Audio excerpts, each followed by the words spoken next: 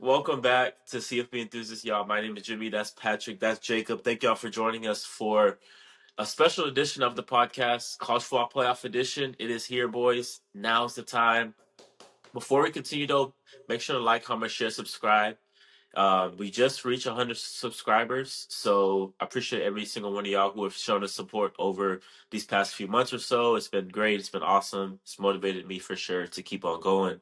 Um, Follow us on Instagram and TikTok, CFB_enthusiast. That's where you'll find a lot of our short form content if you're not able to watch the full episodes like this one. Guys, we're going to be picking the first round of the college football playoffs. These four matchups that are going to be played at home on home campuses, and then after that, we are going to fill out the rest of our bracket and pick our national champion. I'm ready for it.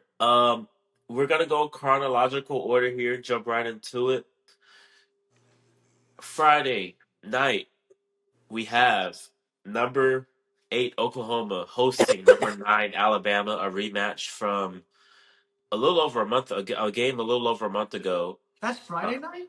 Yeah. Yeah, I that's thought a Friday Miami. night game. I thought Miami A&M was. I'm so sorry. No, Yeah, Miami Notre Dame's at 11.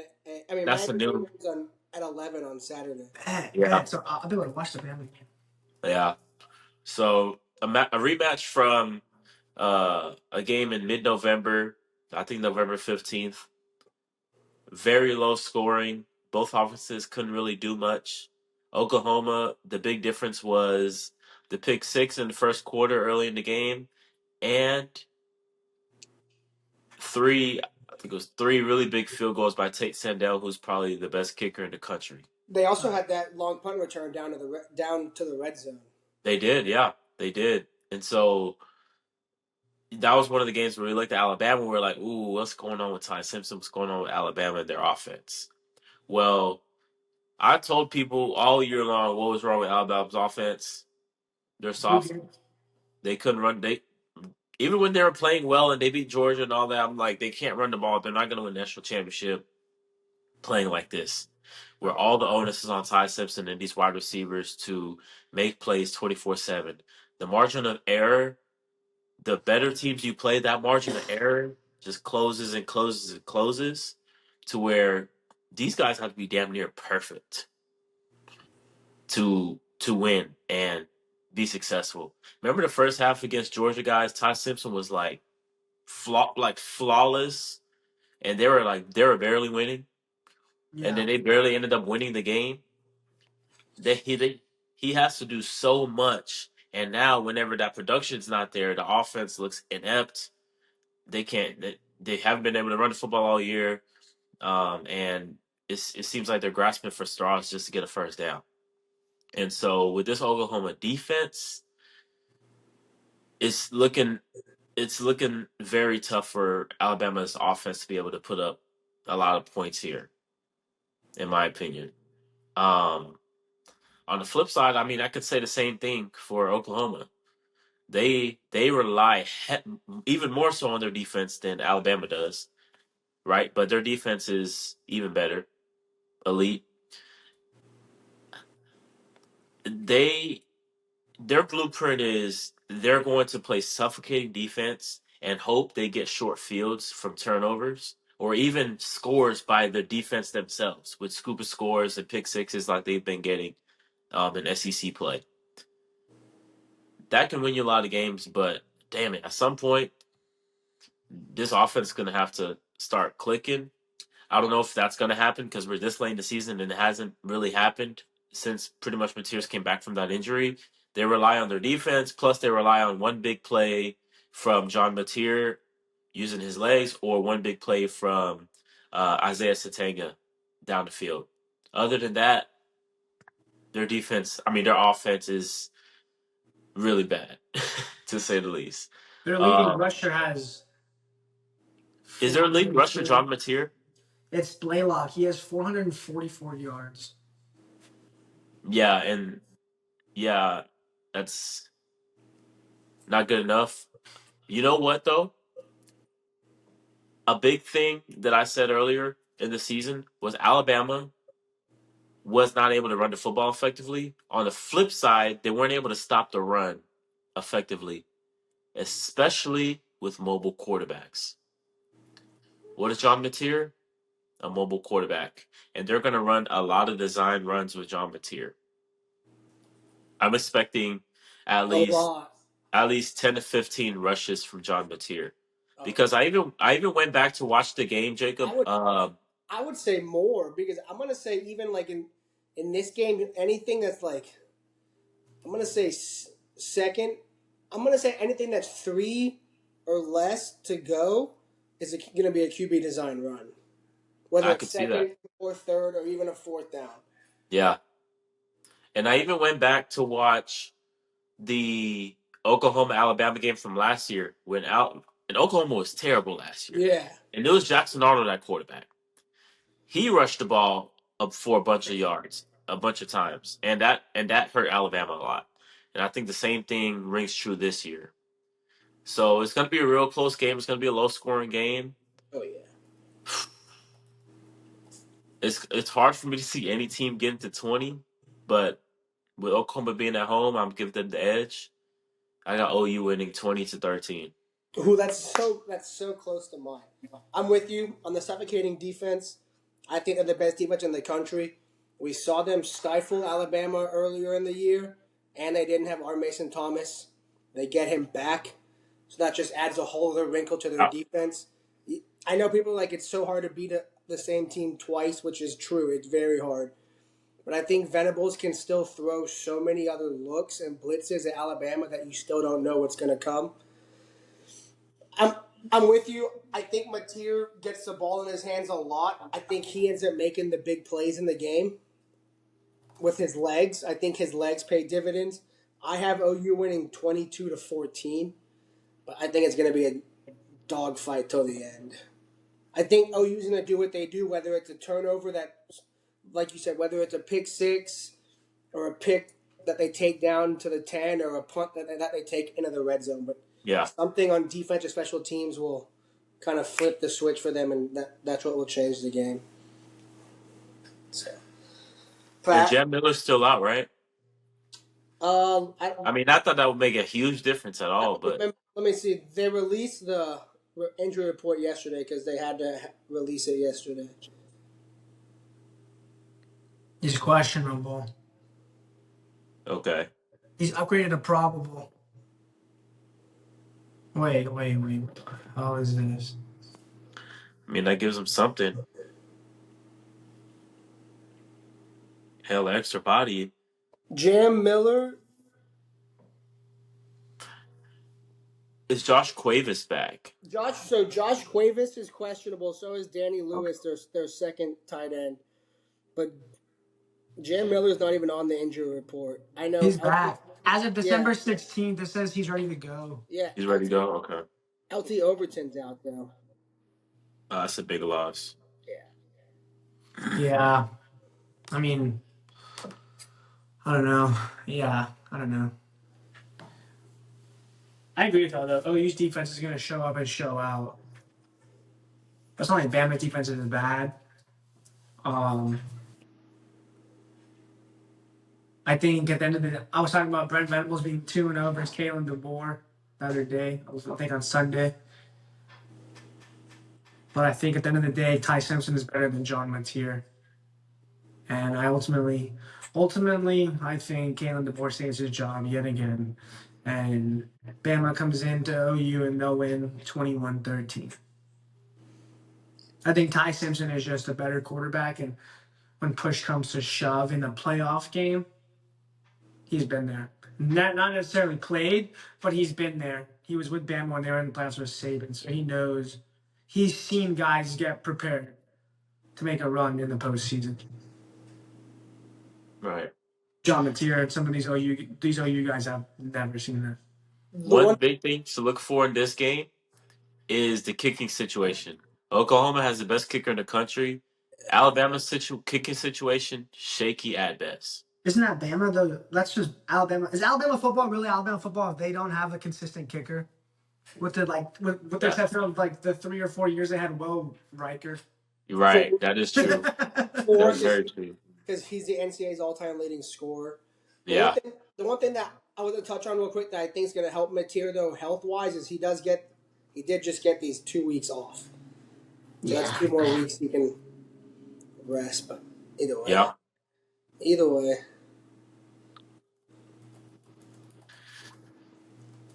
Okay. Next game we have number 10 Miami's going on the road to Texas A&M on Saturday. It's a noon game. Bro, I'm so excited to see and hear what Kyle Field is gonna produce. It's gonna be electric. I know it's Yeah. 11 a.m., so it might not be as electric as it would be like a night game, but I I'm already knowing I'm going to feel that electricity through the TV. And right off the bat, I'm thinking, how the hell is Carson Beck gonna handle that? He's played in SEC environments before, so it's not like this is like the biggest stadium. It probably is big stadium he's played in, but either way, with a turnover prone guy, Carson Beck, in that type of environment, in a pressure packed environment, we're gonna see. You don't have Kirby Smart on your side. Yeah, Pat, what do you think?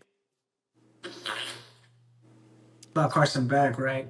Sorry, I didn't mean that disrespectful. To the Miami fans that'll be in the comments all talking shit, but I don't think A&M really has an issue. I think Carson Beck is very mid. No, not that I'm any better, but I could go out there and do what he's doing, turn it over Did you 3. rate him Did you rate him the lowest quarterback in the playoff field? I believe so. Let me check. Think you did. Yes, he was 12th. Like I said, I can go out there and throw 3 picks a game, bro.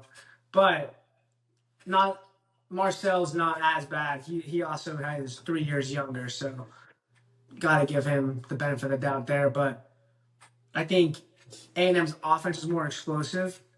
They have one of the better running games in the nation. I know Miami's defense is supposedly cracked, but let's be honest, they play in the ACC, so we'll see how they do against an SEC front 5 or 6 when they're running the ball down their throat. Marcel's explosive, like you said, Jimmy. Kyle Field's gonna be rocking. That has to be one of the top 5 or 10 environments in college football. It's got to be top 3. That's fair. I didn't know how you would react. So top 3. I think at the end of the day, and it might be an ugly game. There might be some turnovers. It might be 1 or 2 pick sixes or something, but it'll be 34-23. I think at the end of the day, Marcel's the better QB.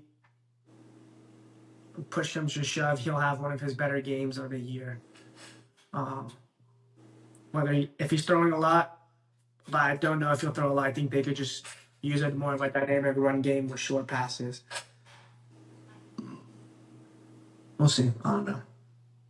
That's kind of interesting because my outlook on the game is the literally complete 360 opposite of what yours is.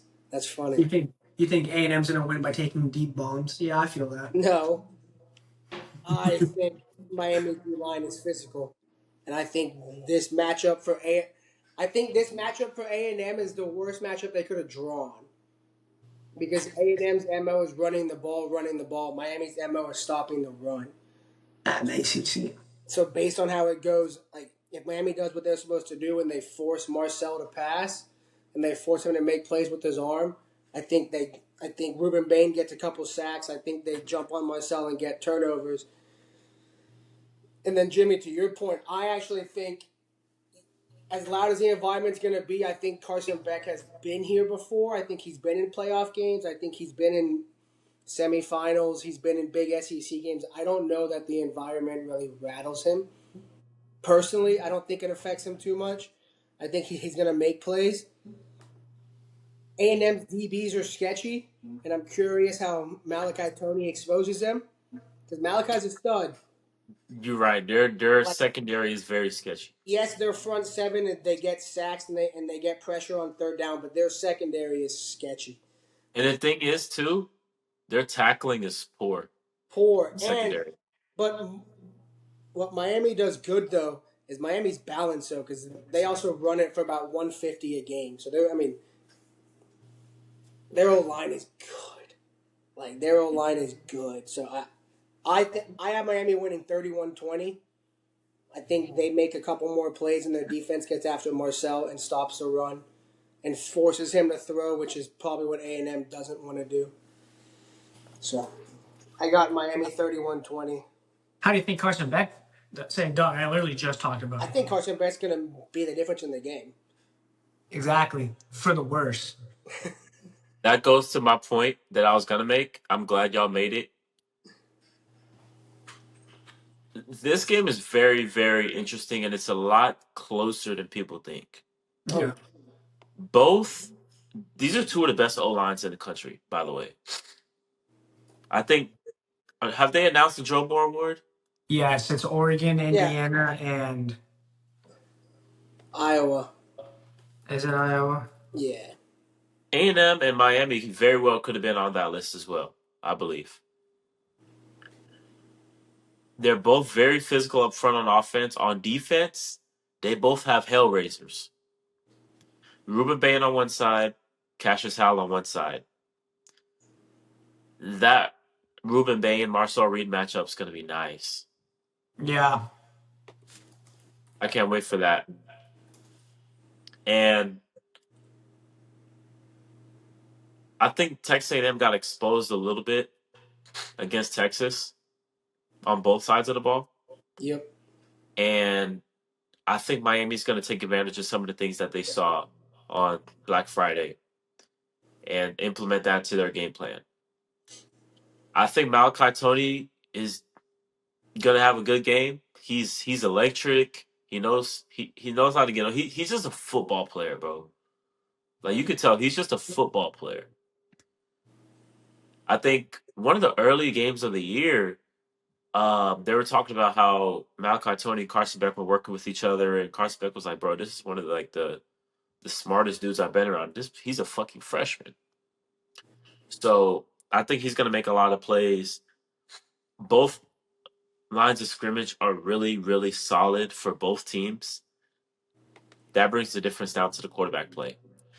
Both of these quarterbacks are turnover prone. Facts. Both of these quarterbacks are liable to make some mistakes where you're just like, bro, what the hell are you doing?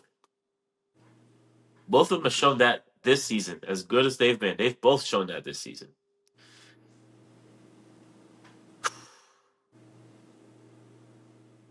I think another big difference, and it's going to be the deciding factor in the game for me, is I trust Mike Elko way more than I trust Mario Cristobal.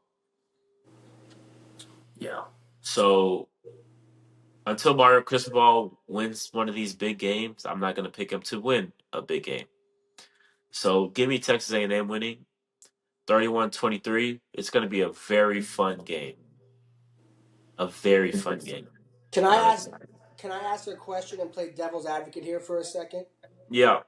To your Mike Elko, Mario Cristobal point, what big game has Mike Elko won? It's that he doesn't turn it over when he's about to win. No. I know. I'm just saying because Mario's won Pac-12 titles. Mario's made New Year's Six bowl games. But what big game has Mike Elko won? He's never had the talent that Mario ever had at Oregon. That is true. No, I mean, it's a fair point. I was just playing devil's advocate. No, yeah. In yours is a fair point. Yeah, that is true. But from what I've seen, like X's and O's wise, Yeah. from a game to game standpoint, it's not even like a big game thing. It's like watching every game and how they play out, how they unfold. Yeah. No, I'm like, okay, Mike Elko's team is buttoned up. I can't say agree the with same about Mario Cristobal's teams, even in ACC play or even in other games, right? It's like, what are they doing? Yeah. Yeah. I have those "what are you doing" moments a lot more in Miami Oh, than I yeah. do with A&M. Oh, 100%. But like you said, Cristobal has been in big games. Can I add something else to the last game, the OU Bama? Yeah. I was just kidding. OU's gonna win 20-13. I changed my mind. Well, okay. What makes you change your mind? I realized I'm picking Kalen DeBoer to win, Nah. You can keep Alabama. and I said he's gonna get fired after they lose. So Dude, he's not getting fired. Nah, you can keep Alabama, bro. It's okay. You know you want to keep Bama. I really don't. I was looking at the defensive stats in the nation while we Oh were yeah, just OU's is talking. crazy. I realized I don't know. Never mind. Disregard. I don't know. I'm gonna go with my gut. It says OU 20-13. Sorry. Oh, I don't care. What you do? Next game. Number 6 Ole Miss. Lane Kiffinless Ole Miss. At home versus number 11 Tulane. This was a rematch as well. 45-10 in week 4, week 5. Trinidad Chambliss' second start. He looked really good in that game. I want to hear y'all thoughts on this game. What do y'all think? Go ahead, Pat. So mine's a little short. I think it's simple as this: SEC versus Group of Five. No disrespect to Tulane, and I know I have John Summerall as the third, fourth best coach in the playoffs. I think fourth. I had him on the list, but at the end of the day, he does not have the talent to compete with Ole Miss. They're gonna have to throw. They're gonna have to stop the run, and ultimately I see Kewan Lacey and Trinidad Chambliss just being too much. It could be a shootout. It could be a lower scoring game for Tulane. I think Ole Miss's defense isn't great, but they're not terrible. They've had some bad games, Georgia, but they played really well against LSU and some of these other teams. I think A&M. I think Ole Miss wins like 35-17. I think Tulane gets a garbage time touchdown to make it 17. But I just don't think they have the size and and they just don't have the size and the speed to beat Ole Miss. And that's no discredit to John Summerall, because like I said, I have him as the fourth best coach in the playoffs. Well, he invited Lane Kiffin to come watch the game in the suite. He did. He was like, That's hey, come good. watch the game. Fuck. I didn't even know that. Well, he might want to put on a show. Yeah, and I'll go 35-24. The one thing that I think Tulane has going for them. Now, granted, I think Ole Miss wins. I think the only chance that Tulane has per se is I know people be like, oh, it's only Lane Kiffin that's not there. Yeah, I get the offensive staff is still there, but only Lane Kiffin not being there is still huge. So, like, if Ole Miss starts out slow, then Tulane has to capitalize. They have to score. Like, if Ole Miss comes out and punts on the first drive, Tulane has to score. And if they punt on the second drive, Tulane has to score. Like, if Ole Miss starts out slow and Tulane starts out fast and goes up 14, I think it'll be a game. I don't know that that'll happen, per se. I still have Ole Miss winning 42-17. So, no, I'm sorry. I have Ole Miss winning 36-17. So, I'm kind of with Pat on this one. I don't know that Tulane had the size and the speed. So, I feel like Jimmy's going the complete opposite direction. he did say he had something big to say about one of the games. I don't. So, I have a weird feeling about this game.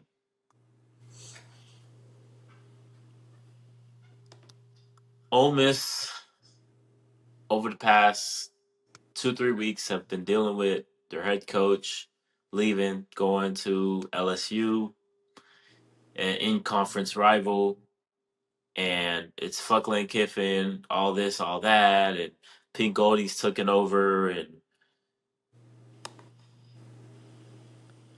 I feel like we've all made it a foregone conclusion that 2 of these games in the first round are just why waste their time with it. And I've seen on too many occasions where the complete opposite of what we all think is going to happen happens. Yeah. I'm not going to pick Tulane to win this game, but I do see a pathway for them to hang around in this game and make things very, very interesting. I just can't trust their offensive play style to pull the trigger on any type of upset because they're not really explosive and they don't really have a run game outside of Jake Retzloff. That was my biggest worry. So it's going to be hard for them to sustain drives because they're going to be ending up in a lot of third and longs, and going up on third and longs against a way more athletic team is not a recipe for success. However, Ole Miss's defense can be had if you can stay ahead of the chains somehow, some way. If you can create explosive plays somehow, some way, and if you can capitalize, like Jacob said, capitalize on your opportunities. Maybe get a punt return to a midfield, have a short field, capitalize on it. When you get in the red zone, capitalize on it. I think Kewan Lacey and Trinidad Champions are going to be way too much, though. Yeah. So I can see this being a game close in the first half, maybe heading into the third quarter, but I think Ole Miss is going to pull away. Give me Ole Miss winning 42-27. Well, The other thing, I hope your text last night wasn't about the Oregon game. no, it was about this game. He just It was said about this game. I know, just kidding. I feel like the Grove is also going to be rocking too, dude. No, I'll be excited for that, yeah. Yep. The what? The Grove. The Grove. Oh, you're going to be grave. Vaught Hemingway Stadium. Yo, that is what it's Bro, called. Ole Miss, Georgia's going to be so fun. Georgia's going to wax him. Nah. All right, let's get this bullshit out the way. The primetime game. Oh, the fucking primetime game. Oh. Oregon, number 5 Oregon, hosts James Madison, who's flying all the way. Quick trivia. Where's James Madison located? Virginia. Did you know that, Pat? I was going to say North Carolina, but I had no idea. Close enough. Well, they're going to take their ass all the way to Eugene for 60 minutes. Don't think it's going to go too well for them. It's like one of those 1 versus 16 matchups in the NCAA tournament. Yeah. Where it's like you hope for something, but you know nothing's gonna happen. Oregon's gonna win this game big, like 42-3, 42-10, something like that. Not much to say on this game. But Pat, I want to ask you this. I think we're all gonna pick Oregon, but so I want to know, what are you going to be looking for as an Oregon fan in this game? Because there's going to be a lot to kind of look for that you can take into the next round against Texas Tech. What are you going to be looking for the most, or what are you most intrigued to see with your team? It's got to be the health, doesn't it? Yeah, I say one. I have it written down. Sorry, I was on ESPN. DeCoy Moore, Gary Bryant Jr., and Evan Stewart all returned back to practice today. Makai Hughes was at practice this week. Or they all returned practice this week. Makai Hughes was at practice this week with the running backs. So that's 4 guys. What happened to Lemar? He's still hurt. I haven't seen anything about him coming back. He's still hurt. Those 3 that y'all have though are so good. Yeah. Noah and the 2 freshmen. Yeah, he's still out. I'm looking at Twitter right now.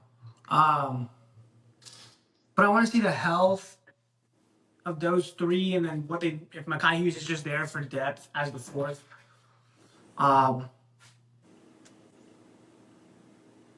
I think honestly, Okay, sorry, I'm just rambling bullshit. To answer your question, what I'm looking for is to see how much those three receivers play. Okay. And if we're just going to gradually ease them back in, let them just play. Well, I mean, they really don't have a choice. Never mind. We have 2 scholarship receivers healthy if those 3 don't play. So never mind. They have to play.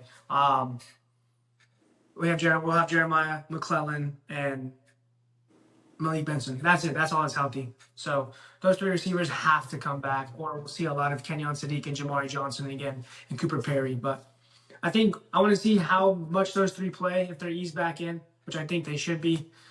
But I just want to see the defense fly around. That's really what I'm looking for. Is this is a mobile QB? This is a good we're playing a good offense. So I just want to see how the defense plays. I want to see how the team responds to all the noise of obviously both their coordinators are now head coaches, but they're there. They're still there. They haven't left. So I'm interested to see how they are. Are Tosh and Will Stein locked in? They're both juggling 2 jobs right now.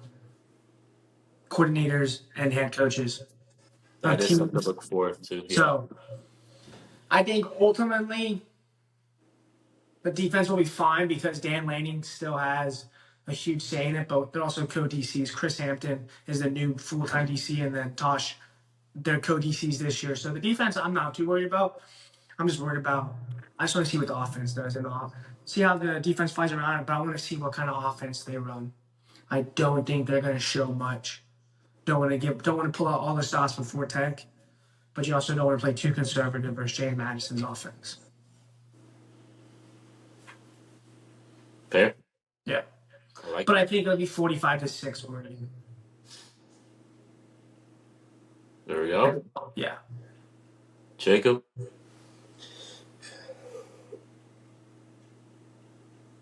He gonna say some bullshit. He really is. You see James Madison 17-6. No, I'm just kidding. I think JMU. I actually think JMU might have the best G5 defense. Oh, they're nasty, bro. Of any G5 team. Oh, they're nice. So I don't think their offense is up to par with their defense. No, bro. Their offense is so good. I think Oregon's defense does fine against them. I think James Madison's defense actually comes out hot and gets a couple stops to start the game. I think Oregon ultimately relies on their run game, keeps it simple, just pounds the rock. It's Oregon against James Madison. You're at Oregon for a reason. You're the Joe Moore for a reason. So I think Oregon takes care of business. I think Oregon wins 36-14.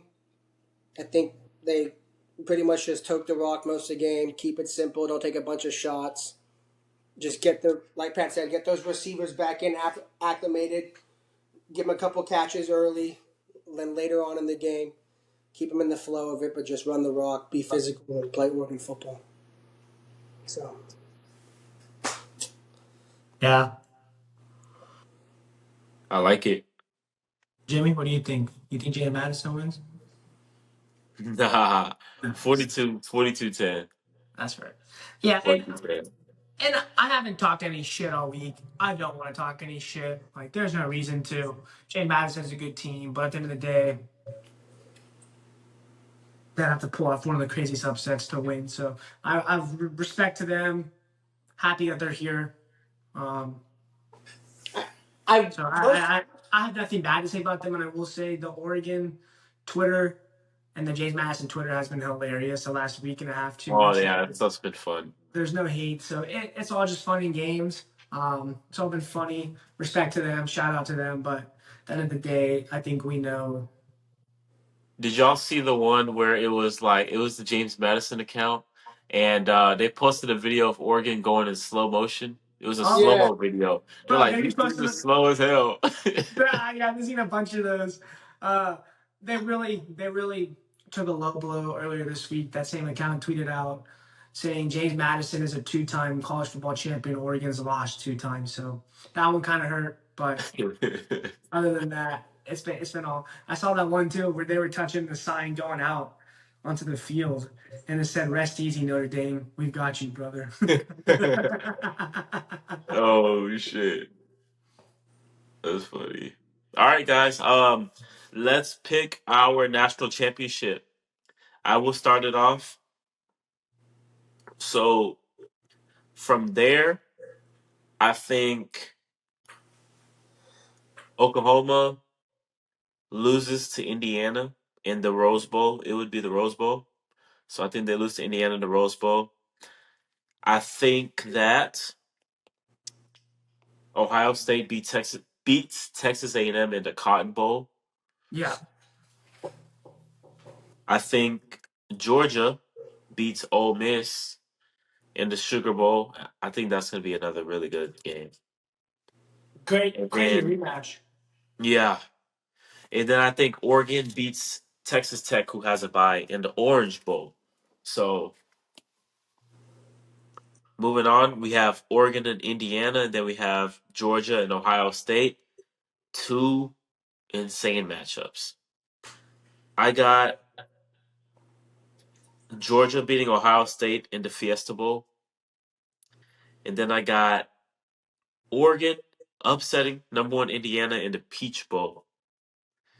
Leaving us with a Georgia versus Oregon national championship. You sneaky guy. The mentor versus the mentee. I think it's going to be a classic, but you're going to have to outcoach Kirby, and no one's been able to do it. Yeah. Give me Georgia winning the national champion, and Georgia are my 2025-2026 national champions of the college football season. I like it. That's almost what I have. I have Oregon beating Tech in the Orange Bowl. In the Cotton Bowl, I have Ohio State beating Miami. In the Sugar Bowl, I have Georgia beating Ole Miss. In the Rose Bowl, I have Oklahoma beating Indiana. Ooh. You know what? That would be a good match. That would be a really good game. Yeah. Holy shit! In Talking the about in the semifinals, in the Peach Bowl, I have Oregon beating Oklahoma, and in the Fiesta Bowl, I have Georgia beating Ohio State, which also gives me an Oregon Georgia national championship. And you know me, I don't bet against my guy Kirby. Sorry, Pat. I got Kirby raising the trophy and doing what he does best, wins the national championship. sir.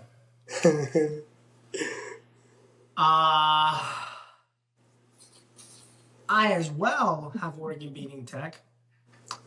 I see I have Indiana beating Bama on here, but that doesn't match up with my picks I just had. You picked Bama. Yeah, you picked Bama, bro.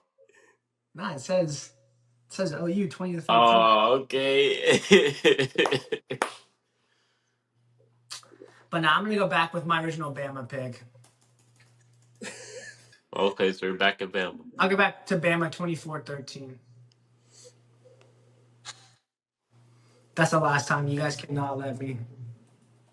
We're locking it in right now. We're locking it in. All right. I'm sorry. Georgia beats Ole Miss. Ohio State beats A&M. We all have Oregon beating Indiana. I think that's gonna be an absolute crazy rematch. I have Oregon beating Oklahoma.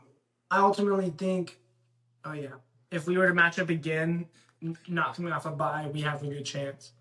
I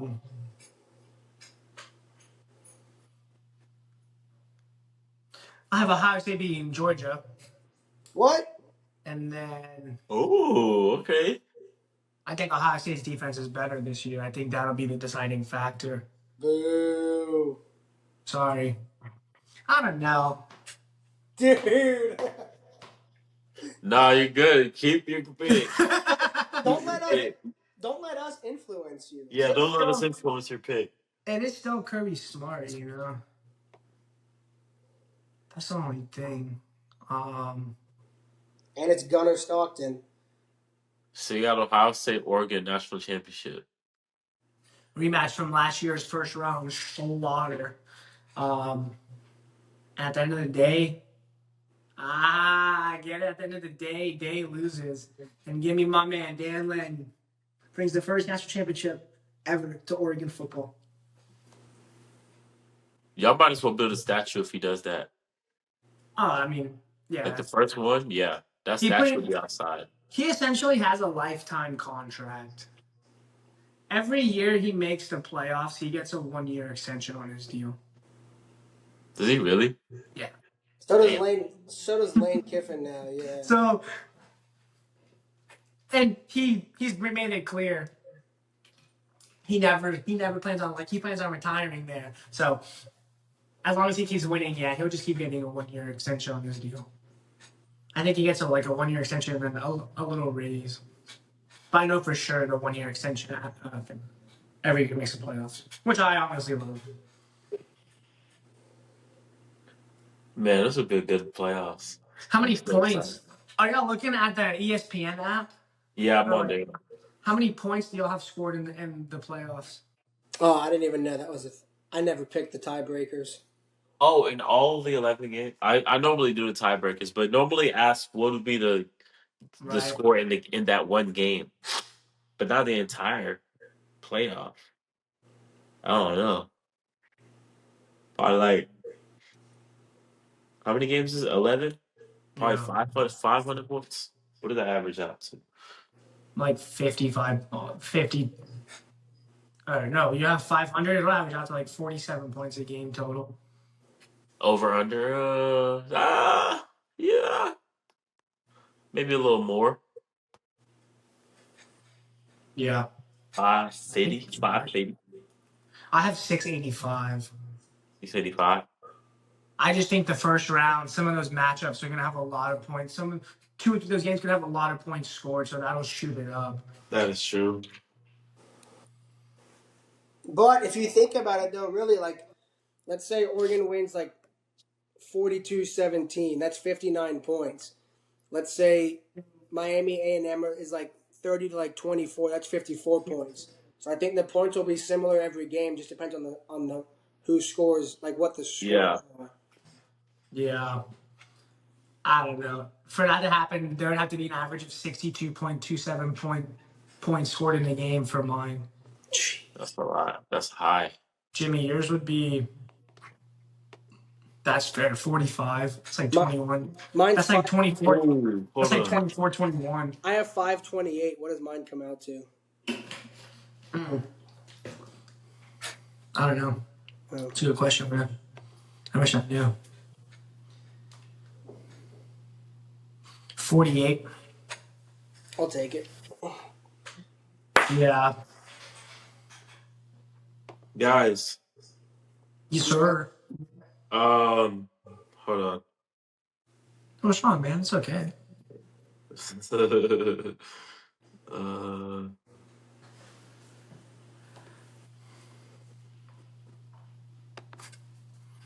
Hold on. I just.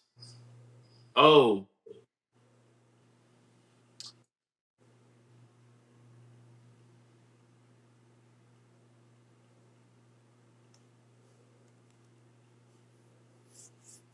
Guys, what is the highest over under in college football history?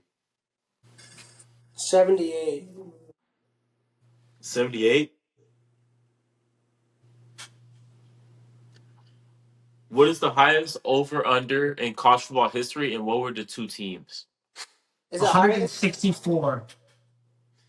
Nah. No. Is We'll it go higher- 96. Is it higher than 78? It's higher than 78. 96. No, lower. I'm gonna say 88. 89. Was it TCU Baylor? You got Baylor right. Baylor and Tech. Yep. Check this out. The 2012 over under in that or- game was 89. Was oh shit, it was 90. And they smacked the over. Was it Bryce Petty and Mahomes? I think it was because 2015. 59-35.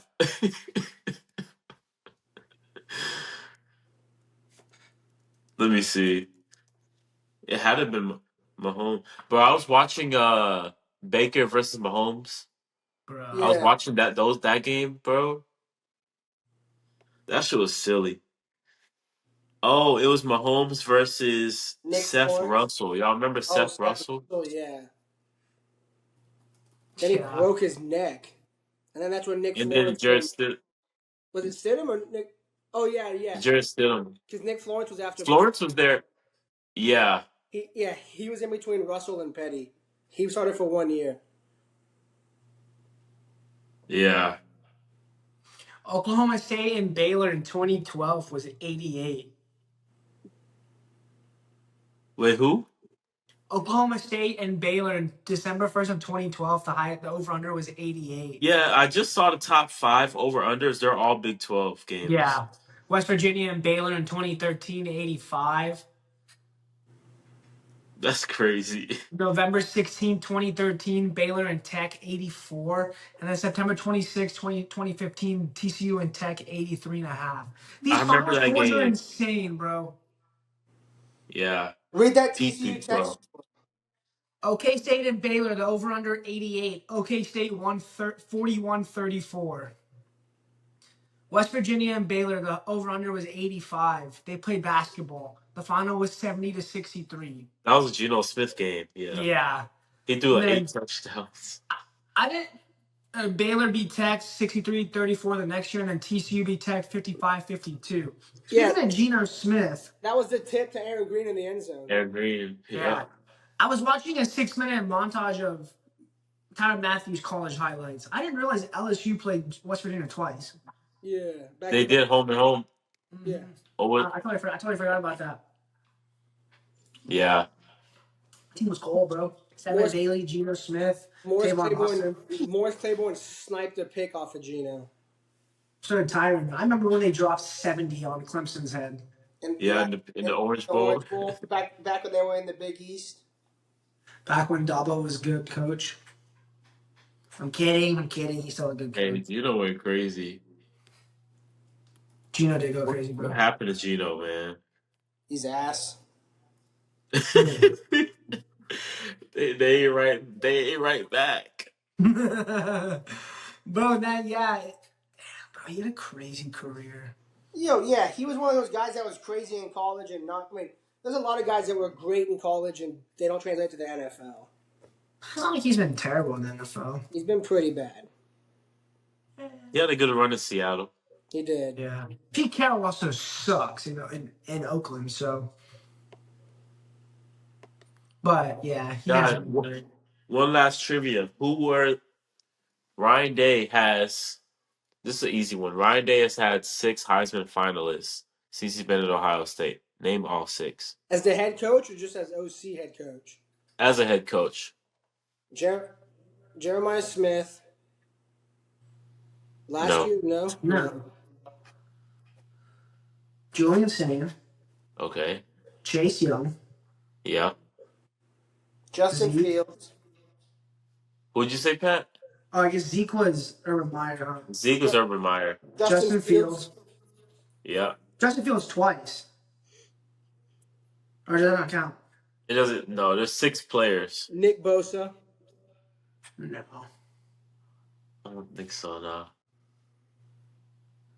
Garrett Wilson. Nah. Marvin Harrison. Because he robbed Malik. Not Travion Henderson, no. Hell no. What the hell? 2 more. One of them y'all aren't gonna get. CJ Stroud, bro. There you go. And last one. CJ was so nice. So cool, bro. Texans going to Super Bowl, by the way. Dude, their defense is cracked. Their defense is. But I think Denver's winning it all. Fair. No, the Rams are winning it all. Oh yeah. I love the Rams. Yeah, Think about it. Think about it. There's gonna be a new QB to win the Super Bowl. Mahomes is out since 19. This is the first playoff since 1998 where there's no Brady, Mahomes, or Manning. that is crazy. It's 27 straight years. Uh damn. Marvin? Quinshaw Junkins, no. No. Marvin Stroud. Chris People Olave, forget about this guy. He was a baller. He was baller, man. Chris Olave, Jackson Smith. J.K. Dobbins? No. I feel like when you say it, I'm gonna be like, bro. Yeah. It's a receiver, isn't it? No. It's not a receiver.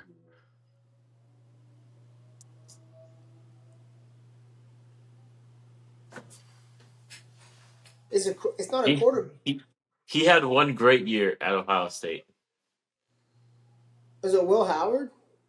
No. He had one great year at Ohio State, but it was overshadowed by his defense was trash that year.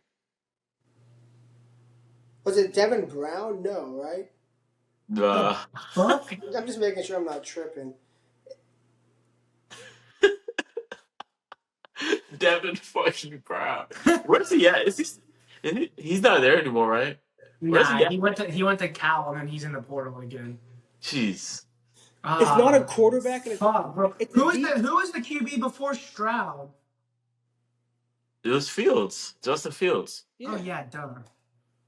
It wasn't a receiver. Chris Olave? No, not Chris No, Olave. I said Olave. What'd you say, Jacob? It had to be a defender, doesn't it? No, he was on offense. Is it a receiver? He wasn't a receiver. He wasn't a receiver. And he wasn't a quarterback? He was a quarterback. Oh, he was a quarterback. Yeah. And it's not Will Howard? No. Bro, what? The other Heisman finalists that year were Kyler Murray and Tua. Oh! He was a quarterback? Bro, I feel Yeah. so retarded right now. Don't look it up, Pat. Did he No, transfer? I'm not. No, he was there the whole time. He just waited his turn. Bro. I'm just give you another hint. I'm gonna give you another hint. Y'all should get it after this one. Major brain fart. He forced Joe Burrow to transfer. JT Barrett. Dwayne Haskins. No. Oh, Dwayne Haskins, my dog, bro. That's right. Rest in peace. Yeah, That's duh. right. Remember, he threw for 5,000 yards. He Yeah. threw for 50. I think he had 50 and 7. Yeah. Let's hit 50 touchdowns, 8 interceptions, 4,800 yards. Because they lost to USC in the Cotton Bowl because we were there because Dwayne Haskins opted out. Yeah. Yeah. Remember, they lost to Purdue. That's what doomed them. Yeah. The Rondell 52 Moore to game. 24. Yeah, the Rondell Moore game. Rondell Moore legacy game. Yeah. Jeff Brom. Fun fact, Dwayne Haskins threw the ball in that game 73 times. He was cold, bro. He was really good. He was the next thing, and he was the next QB up in Pittsburgh, and then I thought he was going to be really good.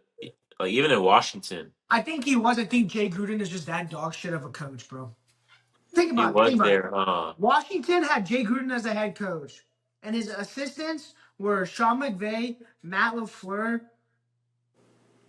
And Kyle Shanahan. He had Kyle Shanahan, wasn't and Mike McDaniel there? McDaniels. He had all 4 of those guys on his offensive staff, and they were still asked because he was that bad of a head coach. Yeah.